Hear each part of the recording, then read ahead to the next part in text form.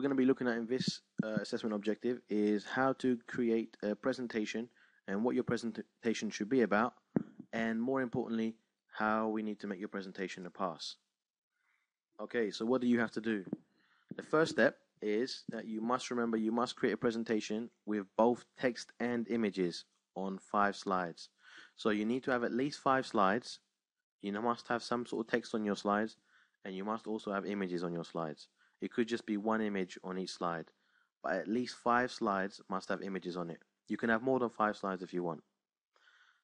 Also, to pass, your presentation design must be fit for your given topic. So whatever your topic is, whatever your presentation is about, your presentation has to suit that topic.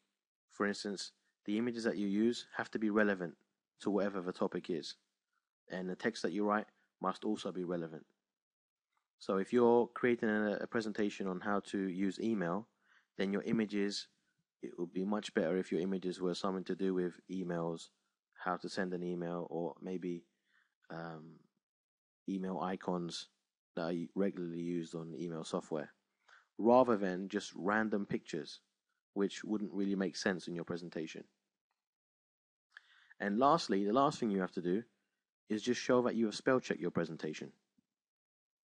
Right, so what could your slides be about? If your presentation is about how to use email software, then you just have to create 5 slides, no more than 5, but no less than 5, on how to use email software.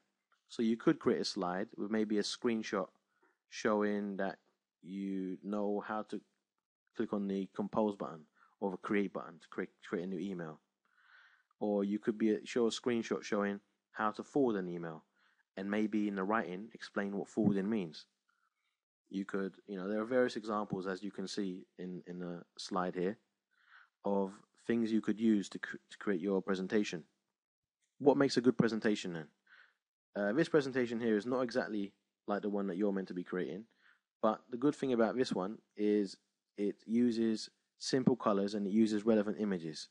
So whatever your presentation is about, the most important thing is to use a good color scheme, so that the images and the text stand out from the background. And as you can see, this person's used some very relevant images as well.